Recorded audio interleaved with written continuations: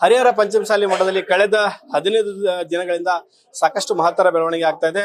ಒಂದು ಕಡೆ ಲೆಕ್ಕ ಕೊಡು ಚಳವಳಿ, ಸ್ವಾಮೀಜಿ ಪರವಾಗಿ ಗುಂಪು, ಭಕ್ತರ ಗುಂಪು ಏನಂತಂದ್ರೆ ಲೆಕ್ಕ ಕೊಡಬೇಕು, ಮಠದಲ್ಲಿ ಸಾಕಷ್ಟು ಅವ್ಯವಹಾರ ಆಗಿದೆ ಅಂತ ಅನ್ನೋ ಮಾತನ್ನು ಹೇಳಿದ್ರು. ಅದಾದ ನಂತರ ಸ್ವಾಮೀಜಿ ನಡೆ ನುಡಿ ಸರಿಯಾಗಿಲ್ಲ ಅಂತ ಹೇಳಿ ಮಠದ 12 ಟ್ರಸ್ಟಿಗಳು ಅವರನ್ನ ಉಚ್ಚಾಟನೆ ಮಾಡುವಂತ ಕೆಲಸವನ್ನು ಮಾಡಿದ್ರು ಮಠದಿಂದ.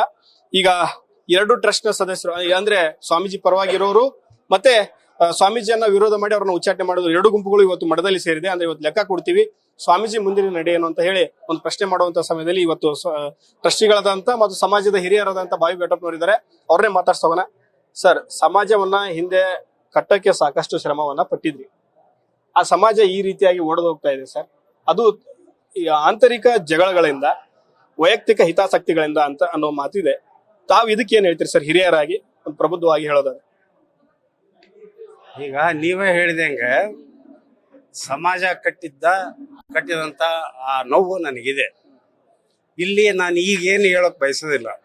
ಅಲ್ಲಿ ವೇದಿಕೆ ಅದಕ್ಕೆ ಏನೇ ಮಾಡಿದ್ವಿ, ಅಲ್ಲಿ ವೇದಿಕೆ ಬರ್ರಿ ಸವಿಸ್ತಾರವಾಗಿ ಎಲ್ಲವನ್ನ ಹೇಳ್ಬೇಕು. ಅಲ್ಲ, ಈಗ ಏಕಾಏಕಿ ಈ ರೀತಿ ಉಚ್ಚಾಟನೆ ಮಾಡಿದ್ರಿಂದ ಸಮಾಜ ಕೂಡ ಬೇಜಾರಾಗಿದೆ.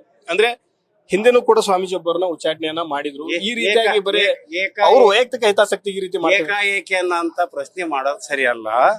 ನಾವು 8 ವರ್ಷದ ಕಾಲ ಅವರಿಗೆ ಅವಕಾಶ ಕೊಟ್ಟಿದ್ವಿ. ತಿದ್ಕೊಂಡಿ ಅಂತ ಹೇಳ್ಕೊಂತ ಬಂದಿವಿ. ಆದ್ರೂ ಅವ್ರು ತಮ್ಮ ಚಾಳಿಯನ್ನ ಬಿಡ್ಲಿಲ್ಲ. ಹಾಗಾಗಿ ಟ್ರಸ್ಟ್ನ ಎಲ್ಲಾ ಸದಸ್ಯರು ಸೇರ್ಕೊಂಡು ಅವ್ರನ್ನ ಉಚ್ಚಾಟನೆ ಮಾಡಿರುತ್ತೆ ಇದೆ. ಹೆಚ್ಚಿನ ವಿಷಯನ ನಾನು ಅಲ್ಲಿ ವೇದಿಕೆ ಹೇಳ್ತೇನೆ, ಅಲ್ಲಿ ಬರೀ. ಇನ್ನೊಂದು ಸ್ಪಷ್ಟನೆ ಏನು ಸರ್, ಈಗ ಮೊನ್ನೆ ಪ್ರಸಾದ ನಿಲಯದಲ್ಲಿ ಒಂದು ವಿಡಿಯೋ ವೈರಲ್ ಆಗಿತ್ತು. ಸ್ವಾಮೀಜಿ ಅವರು ತಾವು ಒಂದು ಏರು ದನಿಯಲ್ಲೇ ಮಾತಾಡಿರುವಂತದ್ದು ಪ್ರಸಾದ ನಿಲಯದಲ್ಲಿ. ಯಾವತ್ತೇನ 2 ವರ್ಷದ ಹಿಂದಿನ ವಿಡಿಯೋ ಇವಾಗ ವೈರಲ್ ಆಗಿದೆ. ಏನ್ ಸರ್, ಅದು ಏನ್ ವಿಚಾರಕ್ಕೆ ಜಗಳ ಆಯ್ತು? ಸ್ವಾಮೀಜಿ ಅವರು ಕೂಡ ಒಳ್ಳೆ ಜೋರಾಗಿನೇ ಮಾತಾಡ್ತಾ ಇದ್ರು. ಅವರು ಸ್ವಾಮಿಗಳು ಒಂದ್ ನಮೂನಿ ವಿಷ ಸರ್ಪ. ಅದೇನೋ ನಾಗರಾವಿಗೆ 12 ವರ್ಷ, ನನಗೆ 100 ವರ್ಷ ಅಂತ ನಾಗರಾವಿನ ಕತೆ ಹೇಳಿರಲ್ಲ, ಹಂಗ ನಮ್ಮ ಸ್ವಾಮಿಗಳು. ಹೆಂಗಂದ್ರೆ ಹಿಂದೆ ನನ್ನ ಎದುರಲ್ಲೇ ಹೊಡಿತೀವಿ ಅಂತ ಹೇಳಿದ್ವಿ. ಅದು ಯಾವ್ದೋ ಒಂದು ಮೀಟಿಂಗ್ನಾಗ ಮತ್ತೆ ಯಾವ್ದೋ ಸಂದರ್ಭದಾಗ ನೀವು ಅವಾಗ ನನಗೆ ಅವಮರ್ಯಾದೆ ಮಾಡಿದ್ರಿ ಅಂದ್ರು. ಅವತ್ತ್ಯಾಕೆ ಇವತ್ತು ಮಾಡ್ತೀನಿ ಬಾ ಅಂತ ಹೇಳಿದ್ದೆ. ಒಳಪಟ್ಟು ಹಿಡಿದಿದ್ರಿ ಅಂದ್ರೆ ಇವತ್ತು ಹಿಡ್ಕೊಂತೀನಿ ಬಾ ಅಂತ ಹೇಳಿದ್ದೆ. ಅಲ್ಲಿ ಏನು ಮಾತಾಡ್ದಂಗೆ ಹೊರಗೆ ಬಂದು, ಮೀಟಿಂಗ್ನಿಂದ ಹೊರಗೆ ಬಂದು ಇಲ್ಲೆಲ್ಲ ತನ್ನ ಜನನ ಸೇರಿಸಿ ಅವ್ರು ಯಾಕೋ ಬರೋರು ಲೇಟ್ ಆಗೈತಿ ಅಂದ್ರೆ ಅಲ್ಲೇ ಮೀಟಿಂಗ್ನಾಗ ಬಂದು ಗದ್ದಲ ಮಾಡ್ತೀರ ಅನ್ನೋದು ಗೊತ್ತಿಲ್ಲ. ಆದ್ರೆ ನಾನು ಊಟ ಮಾಡೋ ಹೊತ್ತಿನಾಗ ಅಲ್ಲಿ ಬಂದು ಇಲ್ಲಿ ಹೊಡಿತೀನಿ, ಇಲ್ಲಿ ಹೊಡಿಬಾ ಅಂತ ಬಂದ್ರು. ನಾನು ನೋಡಿದ ಹಿಂದಿರೋ ಜನ ಎಲ್ಲ ನೋಡಿದ್ರೆ ಗೊತ್ತಾಯ್ತು, ಓಹೋ ಇವ್ರು ತಯಾರಾಗಿ ಬಂದಾರೆ, ಇಲ್ಲಿ ಇವ್ರಿದ್ರಿಗೆ ಮಾತಾಡೋದು ಅರ್ಥ ಇಲ್ಲ ಅಂತೇಳಿ ನಾನು ಹೊರಗೆ ಬಂದೆ. ಅವತ್ತು ಕೇಳಿದ್ ನಾನು, ಅಲ್ರಿ ನಾವೆಲ್ಲ ಸೇರಿ ನಿಮ್ಮನ್ನ ಕರ್ಕೊಂಬಂದಿವಿ, ಹಿಂಗ್ಯಾಕೆ ಮಾಡ್ತೀರಿ ಅಂದ್ರೆ, ನೀನ್ ಕರ್ಕೊಂಬಂದಿಲ್ಲ, ಉಮ್ಮಣ್ಣ ಕರ್ಕೊಂಬಂದ ನನಗೆ ಅಂತ ಬೊಗಳಿದ್ರು.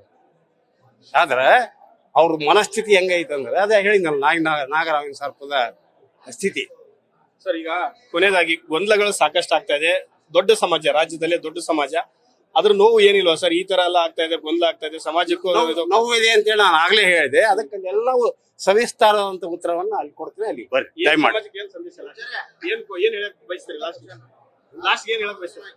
ಅಲ್ಲಿ ಹೇಳ್ತೀನಿ, ಏನ್ ನಾನು ಹೇಳೋಕ ಅಲ್ಲಿ ಹೇಳ್ತೀನಿ, ಬರ್ರಿ.